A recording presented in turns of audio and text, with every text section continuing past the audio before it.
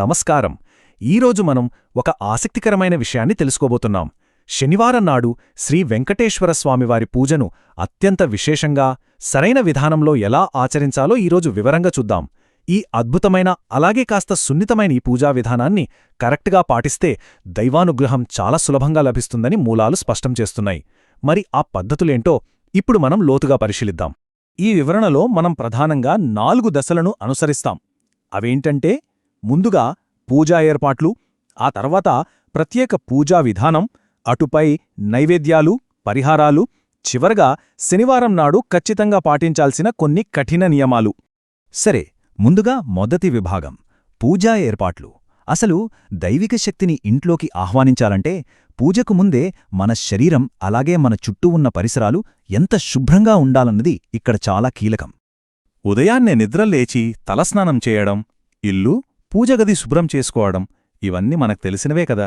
అయితే మూలాధారాల ప్రకారం ఇక్కడొక ముఖ్యమైన విషయమేంటంటే, ఇల్లంతా పసుపు నీళ్లు చల్లి ఇంటి ముందు చక్కగా ముగ్గు వేసుకోవాలి. ఈ పసుపు నీరనేది వాస్తుదోషాలను అలాగే ఇంట్లోని ప్రతికూల శక్తిని అంటే నెగటివ్ ఎనర్జీని పారద్రోలడానికి ఒక అద్భుతమైన మార్గమన్నమాట. ఇక పూజ అనగానే మనకు వెంటనే గుర్తొచ్చేది పూలు, నైవేద్యాలు కదా.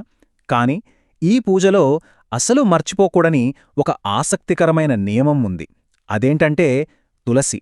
అసలు తులసి ఆకులు లేకుండా స్వామికి ఎన్ని పుష్పాలు, ఎన్ని నైవేద్యాలు సమర్పించినా ఆ పూజకు ఫలితం 0 అని మూలాలు అత్యంత స్పష్టంగా చెప్తున్నాయి. కాబట్టి ఒక తులసీమాల లేదా కనీసం 2 తులసి ఆకులైనా తీసుకురావడమనేది ఎట్టి పరిస్థితిలోనూ విస్మరించకూడని నియమం. దేవుణ్ణి ఎలా అలంకరించాలో చూద్దాం. స్వామివారి పటాన్ని శుభ్రంగా తుడిచి గంధంతో గోవిందనామం మరియు కుంకుమబొట్లు పెట్టాలి. ఆ తర్వాత పటాన్ని నిండుగా తులసిమాల, పసుపు రంగు చామంతి పూలతో అలంకరించి వీలైతే ముత్యాలమాలలు వెయ్యాలి. ఇక్కడింకో విశేషమేంటంటే, దేవుని అలంకరణతో పాటు పూజ చేసేవారు కూడా పసుపు రంగు వస్త్రాలు ధరించడం చాలా శ్రేష్టమని ఈ విధానం సూచిస్తోంది. ఇక్కడతో ఏర్పాట్లు పూర్తయ్యాయి. ఇక రెండవ విభాగానికొద్దాం. అదేంటంటే ప్రత్యేక పూజా విధానం. ఎంతో క్రమశిక్షణతో కూడిన ఈ పూజా ప్రక్రియ అంచెలంచెలుగా ఎలా సాగుతుందో ఇప్పుడు చూద్దాం.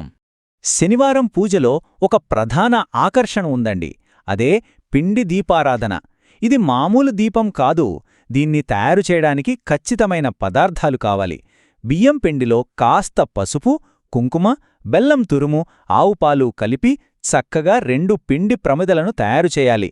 ఆ ప్రమిదలలో ఆవు నెయ్యి కాని లేదా నువ్వుల నూనె కాని పోసి 7 వత్తులతో ఈ దీపాలను సిద్ధం చేసుకోవాలి. దీపాలైతే చేసేశాం, మరి ఎలా వెలిగించాలి? ఇక్కడే చాలామంది పొరపాటు పడుతుంటారు. ఈ పిండి దీపాలను నేరుగా నేలమీద కాకుండా సాక్షాత్తు లక్ష్మీదేవి కొలువై ఉండే తమలపాకులపైన ఉంచాలి. అలాగే అగ్గిపుల్లతో నేరుగా ఈ దీపాలను అస్సలు వెలిగించకూడదు.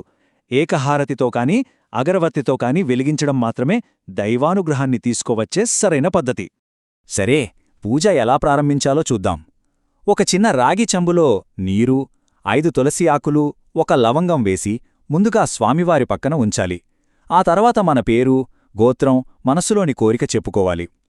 ఏదైనా పూజ గణపతి నమస్కారంతోనే మొదలవుతుంది కదా. కాని ఇక్కడ ఒక ఖచ్చితమైన రూలుంది. వినాయకుడికి పొరపాటును కూడా తులసి ఆకులు సమర్పించకూడదు. ఆ తరువాత వడపప్పు మరియు బెల్లం పానకాన్ని 2 తులసి ఆకులతో కలిపి వెంకటేశ్వర స్వామికి నైవేద్యంగా పెట్టాలి. పూజలో మంత్రాలు చదవడం సహజమే. కాని ఇక్కడ మనం తెలుసుకోవాల్సిన మరో ఆసక్తికరమైన విషయం ఉంది.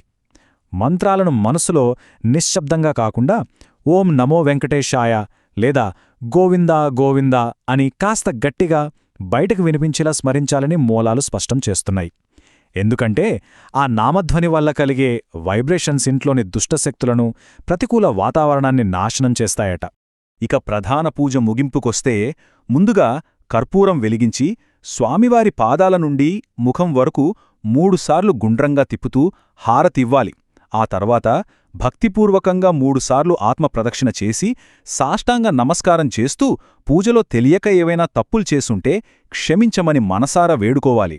అంతా పూర్తయిన తర్వాత కొండెక్కన ఆ పిండి దీపాలను తీసుకెళ్లి గోమాతకు తినిపించడం ద్వారా ఈ ప్రధాన పూజా క్రమం సంపూర్ణమవుతుంది. పూజ అయితే పూర్తయింది గదా. ఇక 3వ విభాగానికి వెళ్దాం. అదేంటంటే నైవేద్యాలు, పరిహారాలు. దైనందిన కష్టాలను పోగొట్టుకోవడానికి మూలాలు సూచిస్తున్న కొన్ని ప్రత్యేకమైన మార్గాలివి. మనలో చాలామందికి ఆర్థిక సమస్యలు, దోషాల వల్ల ఇబ్బందులుంటాయి కదా, దానికి కొన్ని అద్భుతమైన పరిహారాలు చెప్పారు. స్వామివారి ముందు నల్ల నువ్వుల నూనెతో దీపం వెలిగిస్తే ఏలినాటి శని, అష్టమ శని దోషాల తీవ్రత తగ్గుతుందట. అలాగే 11 యాలకులను దారానికి గుచ్చి స్వామివారికి మాలగా వేస్తే అప్పుల బాధల నుంచి ఉపశమనం కలుగుతుందని అంటారు.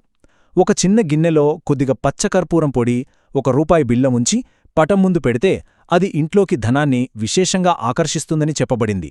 ఉదయం పూజకే పరిమితం కాకుండా రోజంతా మనం ఆచరించాల్సిన మరికొన్ని పద్ధతులు కూడా ఉన్నాయి.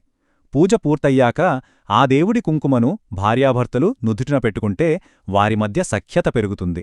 అలాగే శనివారం సాయంత్రం సరిగ్గా 6 గంటలకు ఇంటి సింహద్వారానికి ఇరువైపులా పసుపుతో వెంకటేశ్వరస్వామి నామాన్ని వెయ్యాలి. దగ్గర్లోని గోశాలకు వెళ్లి నానబెట్టిన పచ్చిశనగలు, బెల్లం ఆవుకు తినిపించడం, అలాగే రావిచెట్టు వద్ద దీపం వెలిగించి 7 ప్రదక్షిణలు చేయడం వల్ల విశేషమైన దైవానుగ్రహం లభిస్తుందని మూలాలు వివరిస్తున్నాయి. ఇక మనం ఆఖరి మరియు 4వ విభాగానికి వచ్చేశాం. అవేంటంటే శనివారం నాడు ఖచ్చితంగా పాటించాల్సిన కఠిన నియమాలు. పూజ చెయ్యటం ఎంత ముఖ్యమో కొన్ని పనులకు దూరంగా ఉండటం కూడా అంతే ముఖ్యం సుమా. ఆహారం విషయంలో ఉన్న నియమాలు వింటే మీరు ఖచ్చితంగా ఆశ్చర్యపోతారు. ఉల్లిపాయ, వెల్లుల్లి పూర్తిగా పక్కన పెట్టేయాలి. బెండకాయ, ఆవకాయ పచ్చడి, పండుమిరపకాయలు అస్సలు తినకూడదు. ఇక్కడ అత్యంత కీలకమైన పాయింట్ ఏంటంటే ఎర్ర కందిపప్పు లాంటి ఎరుపు రంగు వస్తువులకు పూర్తిగా దూరంగా ఉండాలి. ఇక పూజలో కాని, నైవేద్యం పెట్టేటప్పుడు కాని రాగి, వెండి, కంచు లేదా ఇత్తడి పాత్రలు మాత్రమే వాడాలి. తప్ప ప్లాస్టిక్ వస్తువులు ఎట్టి పరిస్థితుల్లోనూ ఉపయోగించకూడదు. ఇంకో ముఖ్యమైన విషయం, శనివారం నాడు మార్కెట్కి వెళ్లి ఏవి పడితే అవి కొనకూడదు. ఇలా కొన్ని వస్తువులు కొనుగోలు చేస్తే జీవితంలో కష్టాలు మొదలవుతాయని మూలాలు కఠినంగా హెచ్చరిస్తున్నాయి. అవేంటంటే, ముందుగా ఉప్పు. ఉప్పు కొంటే అప్పుల పాలవుతారని అంటారు. అలాగే నువ్వులు, మినపప్పు, చీపురు, చెప్పులు, ముఖ్యంగా ఇనుప వస్తువులు. ఈ వస్తువులను శనివారం నాడు అస్సలు కొనుగోలు చేయకూడదు. పూజ చేశాం కదా అని పగటిపూట హాయిగా నిద్రపోకూడదు. అలా చేస్తే ఆ పూజాశక్తి కాస్త వృధా అవుతుంది. అలాగే మగవారు అత్తగారింటికి వెళ్లకూడదు. దక్షిణం వైపుకు దూర ప్రయాణాలు చేయకూడదు. కొత్త వాహనాలు కొనడం కాని, వివాహిత మహిళలు చేతికి ఉన్న గాజులను తీయడం కాని చేయకూడదు. ముఖ్యంగా ఇంటికి వచ్చిన యాచకులను ఖాళీ చేతులతో పంపకూడదు. ఎవరితోనూ గొడవపడకుండా ఆ రోజంతా చాలా ప్రశాంతంగా ఉండాలని నియమాలు నిర్దేశిస్తున్నాయి.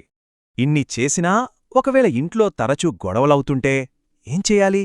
దానికొక చక్కటి పరిష్కారముంది. ఉప్పుతో దిష్టి తీయడం ద్వారా నరదిష్టి తొలగిపోయి ఇంట్లో ప్రశాంతత వస్తుందని సూచించబడింది. అలాగే ఆర్థిక ఇబ్బందులు, శనిదోషాలున్నవారు నల్లటి జంతువులకు అంటే కాకికి, నల్లకుక్కకు లేదా నల్ల ఆవుకు ఆహారం పెట్టడం ద్వారా ఆ కష్టాల నుంచి వెంటనే ఉపశమనం లభిస్తుందని సంప్రదాయాలు చెబుతున్నాయి. ముగించే ముందు మీకొక చిన్న ఆలోచన. ఇవన్నీ విన్న తర్వాత మీకేమనిపిస్తోంది? ఇంత కఠినమైన క్రమశిక్షణ, ఈ చిన్న చిన్న విషయాలపై పెట్టే ఏకాగ్రత మన దైనందిన జీవితంలో ఎదురయ్యే సవాళ్లను మరింత ప్రశాంతంగా ఎదుర్కోవడానికి ఎలా సహాయపడతాయి? ఒక్కసారి ఆలోచించండి. ఈ విషయాలను ఇలా క్రమబద్ధంగా, లోతుగా అర్థం చేసుకోవడం ఎల్లప్పుడూ కొత్త దృక్కోణాలను ఇస్తుంది కదా.